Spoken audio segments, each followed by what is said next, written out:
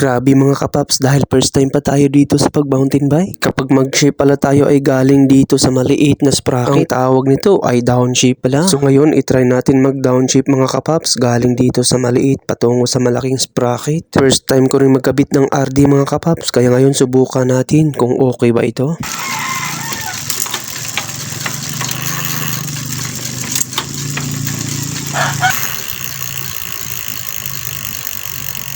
At ngayon mga kapaps ay subukan natin ang upshift.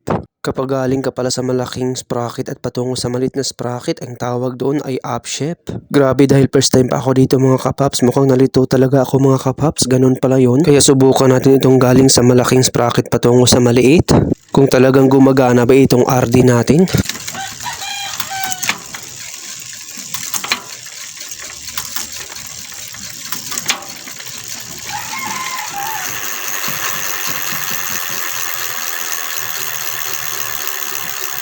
Grabe na to mga kapaps, sobrang lutong. Mukhang okay mga kapaps ang pababa at pataas ng ating RD ngayon. Uulitin ko mga kapaps para mayroon din kayong matutunan sa video ito. Kapag galing ka sa maliit na sprocket at papunta doon sa malaking sprocket, ang tawag doon ay downshift. At kapag naman galing ka sa malaking sprocket papunta doon sa mas maliit na sprocket ay upshift.